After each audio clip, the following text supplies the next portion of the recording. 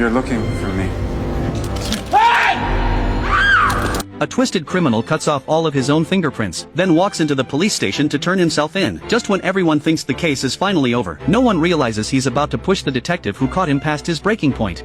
Oh, he didn't know. This is a movie no one can finish with a smile, because those final few minutes are just too hard to accept. The story takes place in a fictional city. It's been raining for 5 days straight. The place feels cursed. Always gray, always soaking wet. With 7 days left until retirement, veteran detective William has one wish: just get through this last week in peace. He's been a cop in this city for 34 years, going from a passionate young man to completely burned out. His only way of fighting back against this chaotic city is his perfectly neat appearance. That day, a new detective named Mills transfers in. He's young and impulsive, with a strange fire in his eyes. He gives up a comfortable post and fights his way into the city with the highest crime rate. His reason is simple: he wants to learn from a legendary detective. On Monday, the rain pours like the sky is falling apart. A body is discovered. The victim weighs over 400 pounds. He's sitting in his own filth, his face buried in a plate of spaghetti. His hands and feet are tied tight with thin wire. Mills bends down to check the bucket under the table and almost loses it right there. The smell of the body mixed with everything else is too much even for the medical examiner. What really makes everyone's skin crawl is the autopsy report. The victim's stomach is stretched to 4 times the normal size. His intestines have ruptured. His entire digestive system is packed with food. The culprit holds a gun to the back of his head and forces him to eat for 12 hours straight. He even goes out once to buy more food. 2 grocery receipts prove it. When the man's body can't take one more bite, the culprit delivers a brutal kick to his stomach, causing massive internal bleeding that ends his life. This isn't just a crime. It's more like an execution. There has to be a deeper meaning behind it. William's gut tells him this man won't be the only victim. The culprit isn't just taking lives. He's sending a message. William wants out. He refuses to touch this nightmare case right before retirement, but the captain won't let him go. Mills, on the other hand, is unusually eager. On Tuesday, the second victim shows up. A famous lawyer known for getting criminals off the hook is found lifeless in his luxury office. The culprit drains all the blood from his body and writes one word on the carpet: greed. Next to it sits a scale with a piece of flesh on it, cut from the lawyer's own body. No more, no less. Exactly 1 pound. No cartilage, no bone. It's a reference to Shakespeare's The Merchant of Venice, where the greedy Shylock demands the same thing: a pound of flesh from Antonio to pay off a debt. And this lawyer spends his whole life defending the worst criminals out there, as long as the money is right. He twists the truth however he wants. Maybe the culprit believes this punishment fits him perfectly. Meanwhile, the examiner finds a piece of plastic in the first victim's stomach. William takes it back to the crime scene. He notices scratch marks on the floor. The plastic matches the scratches perfectly. He moves the fridge and finds one word written in grease on the wall: gluttony. Next to it is a note: long is the way and hard, that out of darkness leads up to light. It's a line from Milton's Paradise Lost, the story of Satan returning from hell to tempt mankind in Eden. This note and the word gluttony on the wall make William instantly understand what the culprit is planning. Gluttony, greed, sloth, wrath, pride, lust, and envy. 7. It means 5 more people are going to lose their lives. William says he won't take the case, but his actions say otherwise. He goes to the library alone at night, reading Dante's Divine Comedy and Chaucer's Canterbury Tales. He compiles every passage about the 7 deadly sins into notes, and quietly leaves them on Mills' desk. But faced with all this classic literature, the impatient Mills finds it a real headache. On Wednesday comes a turning point. Mills' wife Tracy calls and invites William over for dinner. Tracy is gentle and beautiful. She's been with Mills since high school. She's the kind of person who makes you feel like the world still has hope. She makes their new home warm and cozy, and cooks a full dinner. The 3 of them share a rare, pleasant evening, except the subway roars beneath the house every few minutes, shaking the entire place. A soothing, relaxing, vibrating home. I'm sorry.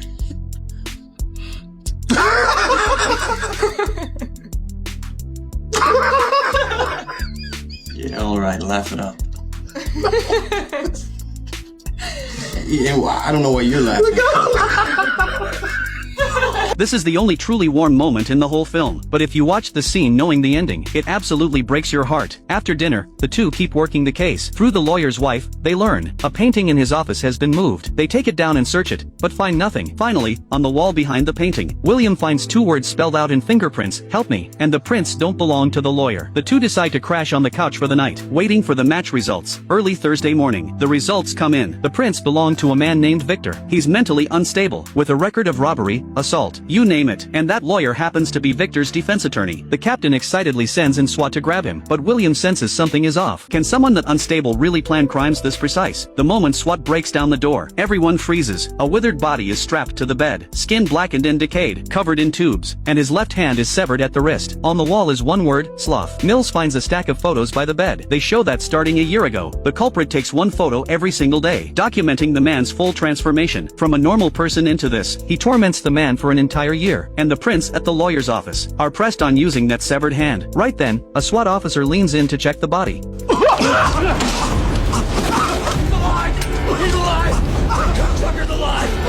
Meanwhile, a reporter sneaks in during the chaos to take photos. Right to be here. Get out! Get out! Hey! Get out! I got a fucking right to be here. Get out! Fucking jerk!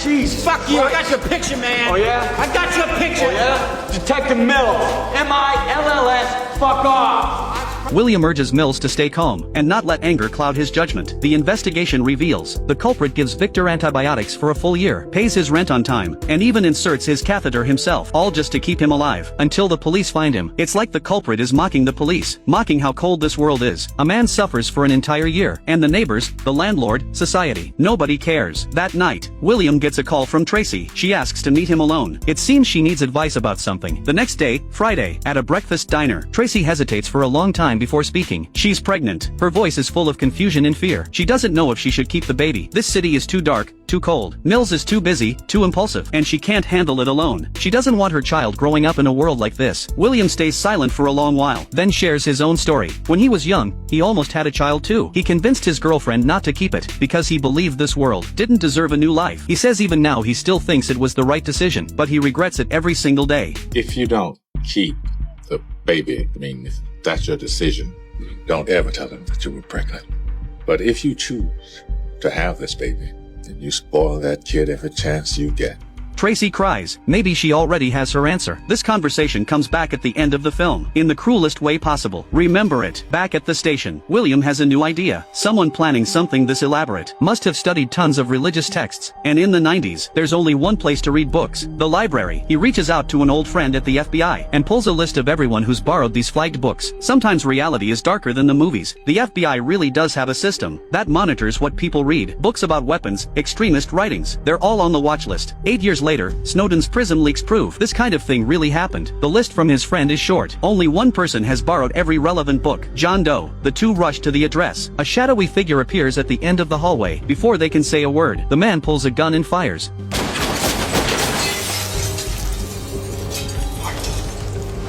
Mills chases after him, from the stairwell to the street, from the street into an alley. The rain is pouring. Visibility is terrible. The man climbs down a fire escape. Mills jumps after him, and injures his arm on impact. He ignores the pain and keeps chasing, into a dead end. The man is gone.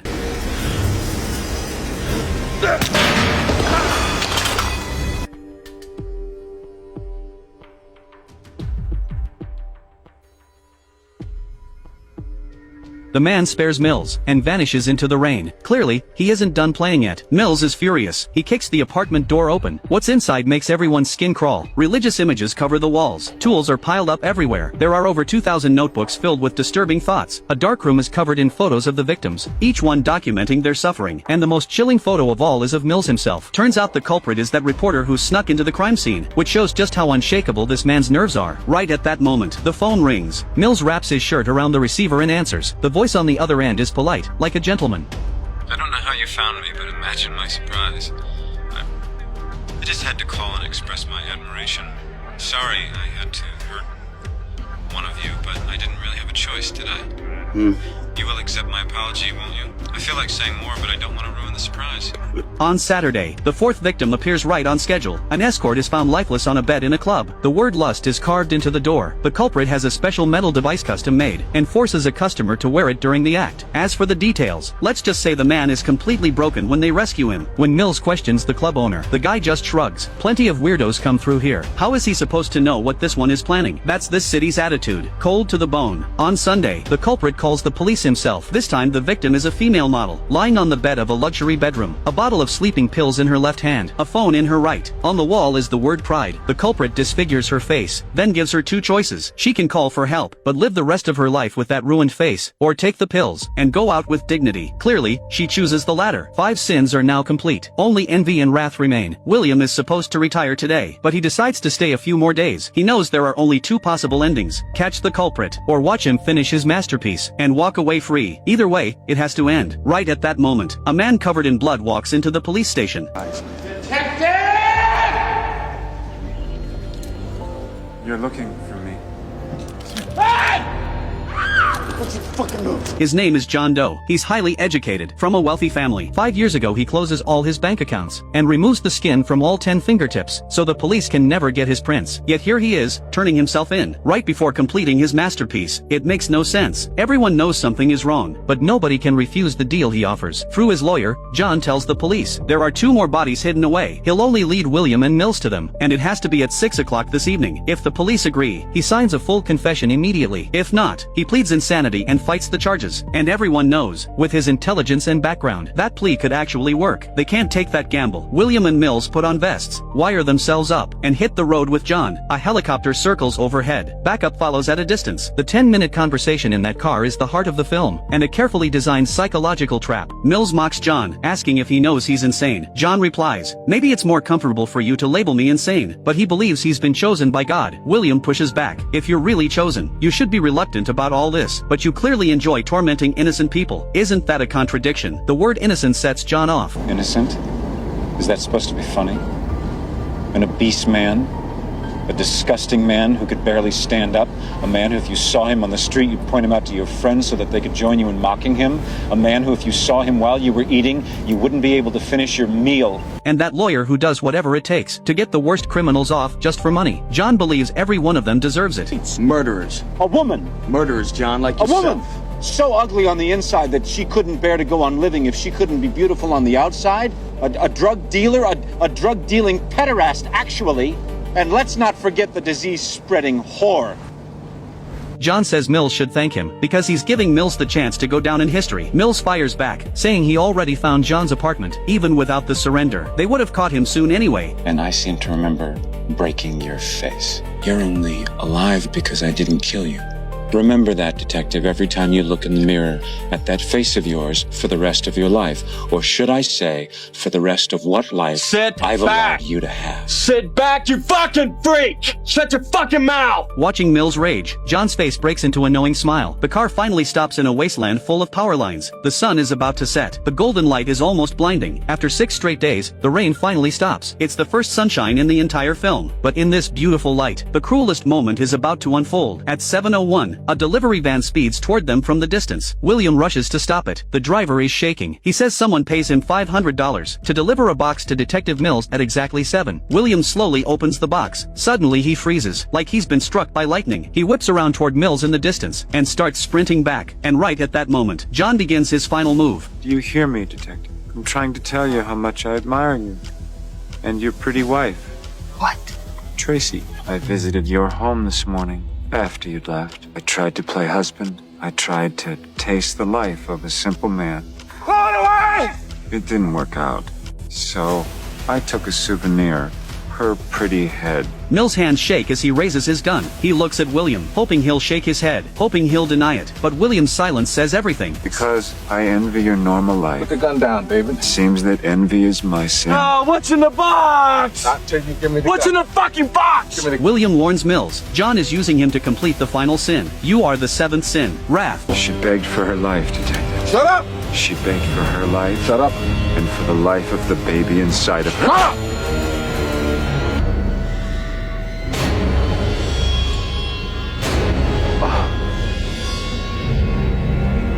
He didn't know. Of course Mills knows that pulling the trigger means John wins. He knows he'll become the final piece of the 7 sins. But in a situation like this, who wouldn't be consumed by rage?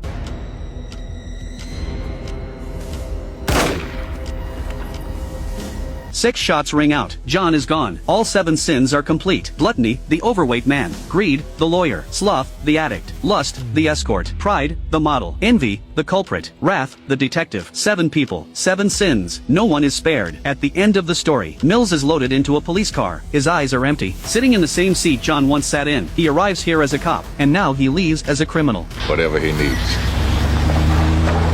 Where you gonna be? Around. Ernest Hemingway once wrote, "The world is a fine place and worth fighting for." I agree with the second part.